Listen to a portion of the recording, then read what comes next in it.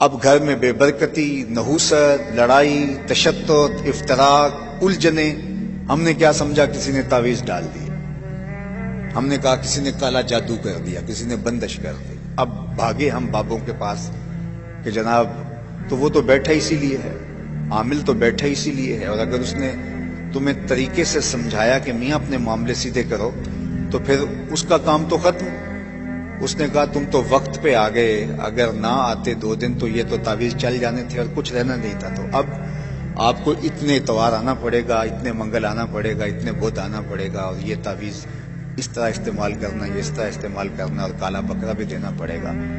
اب ہم چل پڑے ایک دوسری سمت، اور ہم نے یہ نہ سوچا کہ بدکاری کا تعویذ، جھوٹ کا تعویذ، جھوٹ کا کالا جادو چلا ہے ہمارے گھر کے اندر، اور اس کو ہم چھوڑنے کے لیے تیار نہیں ہیں. صحیح حدیث ہے کہ رحمت کے فرشتے میلوں ہٹ جاتے ہیں جب کوئی جھوٹ بولتا ہے. کیوں؟ کہ جھوٹ سے بدبو نکلتی ہے. رحمت کے فرشتے اس کو برداشت نہیں کر پاتے، بھی چڑھ جاتے ہیں. اور سویر سے شام تک ماں بیٹے سے جھوٹ بول رہی ہے، بیٹا ماں سے جھوٹ بول رہا ہے، باپ بیٹے سے جھوٹ بول رہا ہے، بیٹا باپ سے جھوٹ بول رہا ہے. ببھوکے اٹھ رہے ہیں گھر سے بدبو کے، تعفن کے. تو مجھے بتائیے اس گھر میں برکت کیسی ہوگی؟ تو آئیے اپنے گھروں کو سچائی کے نور سے منور کریں، وہاں سے سچائی کی خوشبو پھوٹے. سچائی خوشبو رکھتی ہے، جھوٹ بدبو رکھتا ہے. اس لیے مجھے اور آپ کو سچ پر آنا ہوگا. اور کیوں نہیں آئیں گے؟ ہمارے نبی اعلان نبوت سے قبل بھی صادق اور امین کہلاتے تھے. اعلان نبوت کے بعد تو ان کی عظمتوں اور ان کی رفتوں کا اعلان قرآن میں ہوا، لیکن ابھی اعلان نبوت بھی نہیں ہوا تھا، تو اس وقت بھی صادق اور امین کہلاتے تھے. ہم اس نبی کے ماننے والے ہیں. اللہ اکبر! یہ ہے میرے اور آپ کے آقا و مولا کی شان. جب کوہ صفا پہ حضور لے گئے صنادید قریش کو، تو یہی ان کو کہا نا کہ لوگوں، اگر میں کہوں پہاڑ کی دوسری جانب سے ایک لشکر آ رہا ہے جو تمہیں طاقت و تاراج کر کے رکھ دے گا، تو میری بات مان لو گے؟ تو انہوں نے برجستہ کہا اگر نظر نہ بھی آیا تو ہم کہیں گے ہم اندھے ہیں، آپ سچے ہو. آپ کی صداقت پہ اتنا یقین ہے. اللہ اکبر! میں اور آپ، کیا میرے بارے میں کوئی آنکھیں بند کر کے کہہ سکتا ہے کہ آپ اتنے سچے ہو؟ آپ کے بارے میں کوئی آنکھیں بند کر کے کہہ سکتا ہے؟ تو کہنا چاہیے، ہمیں اتنا سچا ہونا چاہیے، اس لیے کہ ہم صادق اور امین نبی کے ماننے والے. میں آپ کو دوسری بات بتاؤں. جب حضور کو شہید کرنے کے لیے دارالندوا میں بیٹھ کے سازش تیار کی گئی، اور تمام قبیلوں کے ایک ایک فرد کو لے لیا گیا کہ اگر بنو ہاشم اٹھ کھڑے ہوئے تو اتنے قبائل کا مقابلہ نہیں کر سکیں گے. دوسری بات، اگر خون بہا دینا پڑا تو مل کے دے دیں گے. تو یہ قصہ تو تمام کرو. اور حضور علیہ الصلوۃ والسلام کو شہید کرنے کے لیے حضور کے گھر کا محاصرہ کر لیا. تاریخ کی ساری کتابوں میں موجود ہے، سیرت کی ساری کتابوں میں موجود ہے. لیکن وہی موجود ہے جہاں یہ لکھا ہے، وہاں یہ بھی لکھا ہے کہ حضور حضرت علی المرتضیٰ رضی اللہ تعالیٰ عنہ کو اپنے بستر پہ لٹاتے ہیں اور وصیت کرتے ہیں کہ علی تم صبح اٹھنا، لوگوں کی امانتیں واپس کر کے تم بھی مدینے چلے آنا. اللہ اکبر! ذرا غور کیجئے، جو حضور کو قتل کرنے کے درپے ہیں، تاریخ بتا رہی ہے ان کی امانتیں بھی میرے حضور کے گھر میں پڑی ہوئی ہیں. یہ ہے کردار. ورنہ حضور کو شہید کرنے جا رہے تھے، پہلی فرصت کے اندر اپنی امانتیں تو نکلواتے، لیکن انہیں یقین تھا کہ کچھ بھی ہو ہماری امانتیں. اللہ اکبر! اپنے لیے تو سارے جیتے ہیں، لیکن یہ حضور کا ایسا نمایاں وصف ہے جو برجستہ زبان پہ آیا.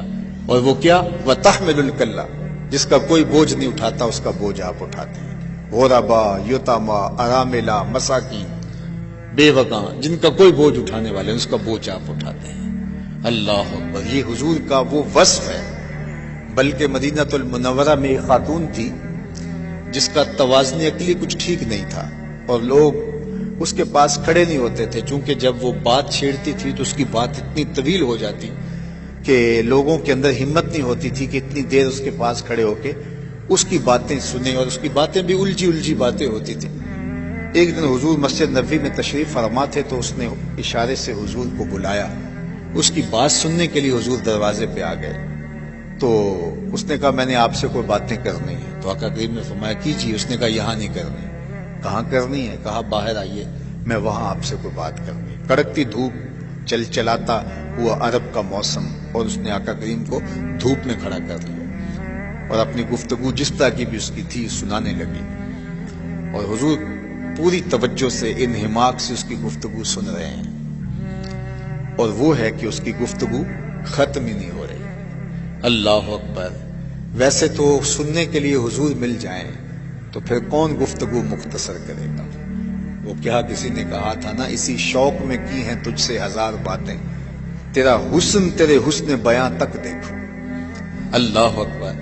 تو وہ حضور سے باتیں کیے جا رہی اور حضور اس کی باتیں کان لگا کے سن رہے ہیں۔ صحابہ کو غصہ بڑا آ رہا ہے اس عورت پہ، لیکن کہہ کچھ نہیں سکتے کہ حضور خود انہماک سے سن رہے ہیں۔ کافی دیر جب اپنی ساری باتیں جو اس کے دل میں تھی سنا کر کے واپس جانے لگی تو غالباً حضرت عمر نے کہا کہ حضور اس کا توازن عقلی ٹھیک نہیں، پورا مدینہ جانتا ہے، لوگ اس کو دیکھ کے راستہ بدل لیتے ہیں، آپ کا قیمتی وقت اور نازک بدن اور یہ چل چلاتی ہوئی دھوپ اور کار نبوت کی اہم ذمہ داریاں، اور آپ ایسی ویسی عورتوں کی باتیں کیوں سنتے ہیں؟ اس کی تو کوئی بات سننے کے لیے تیار نہیں۔ تو آقا کریم نے فرمایا عمر پورے مدینے میں اس کی کوئی نہیں سنتا، میں بھی نہ سنوں۔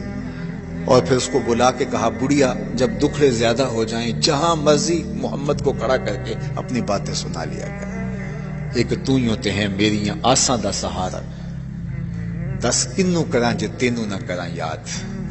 اللہ اکبر! وَتَحْمِلُ الْكَلَّ، ہر طرح کا بوجھ، اس کی باتوں کا بوجھ بھی اٹھا رہے ہیں۔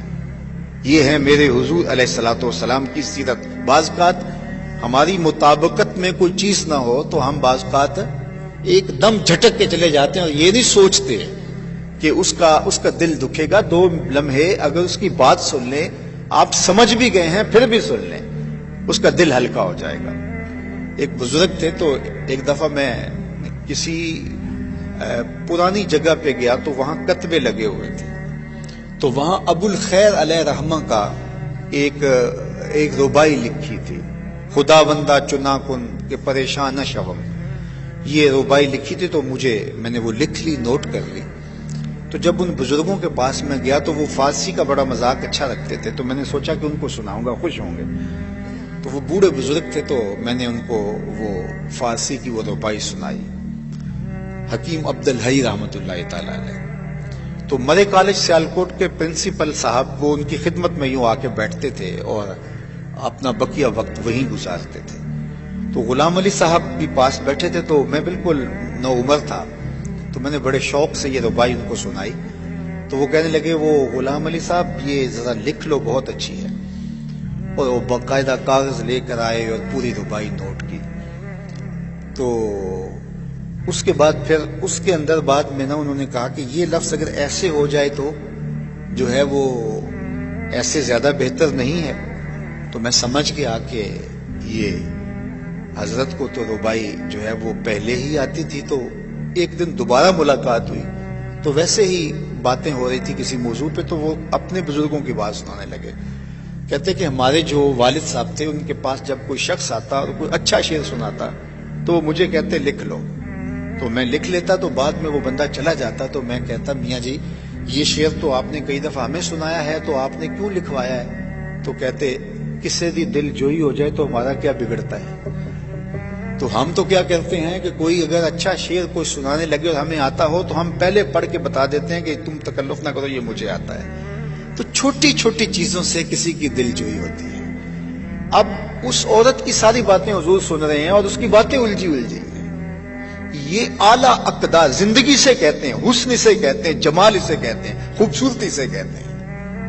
آپ اور میں کس کو خوبصورتی کہتے ہیں؟ ان چیزوں کا نام سیرت ہے، ان چیزوں کا نام کردار ہے۔ لوگوں کی دل جوئی کرنا، شکستہ دلوں کو جوڑنا، لوگوں کی ضروریات کا خیال رکھنا، کسی کا دکھڑا سن لینا۔ تمہارا کندھا اگر کسی کو رونے کے لیے دستیاب ہو جائے، کوئی تمہارے کندھے پہ سر رکھ کے رو کے اپنی بڑاس نکال لے، تو اس سے اور کیا بہتر مصرف اس کندھے کا ہو سکتا ہے؟ لیکن تم نہ کسی کا درد سن سکو، نہ کسی کے پاس بیٹھ سکو، ہر وقت نشے کے اندر گھومتے رہو۔ یہ زندگی نہیں ہے، زندگی خود غرضی کا نام نہیں ہے، زندگی اوروں کے لیے جینے کا نام ہے۔ وَتَحْمِلُ الْكَلَّ، جس کا کوئی بوجھ اٹھانے والا نہیں، اس کا بوجھ آپ اٹھاتے ہیں۔ اور پھر چوتھا وصف حضور کا بیان کیا، وَتَقْسِبُ الْمَعْدُومَ، جس کا کوئی کمانے والا نہیں، اس کے لیے آپ کمائی کرتے ہیں، اس کی ضرورت آپ پوری کرتے ہیں۔ یہ زندگی کی خوبصورت تعبیر ہے، زندگی کہتے اسے، اوروں کے لیے جینا، اوروں کے لیے کمانا، اپنے لیے تو سارے لوگ جیتے ہیں۔ یہ انسان ہی ہے جو صرف اپنے لیے خود غرضی کی زندگی گزارتا ہے، ورنہ پوری کائنات میں نظر دوڑا کر کے دیکھ لو، یہ درخت خود دھوپ میں جلتے ہیں اور اپنے چھاؤں میں، اپنی سائے میں بیٹھنے والوں کو آسودگی فراہم کرتے ہیں۔ درختوں نے اپنا پھل آج تک کبھی خود نہیں کھایا، اوروں کو دان کرتے ہیں۔ جانور دودھ دیتے ہیں، خود نہیں پیتے، اوروں کو دان کرتے ہیں۔ یہ پوری کائنات کا نظم اس طرح چل رہا ہے، یہ انسان ہی خود غرض ہے۔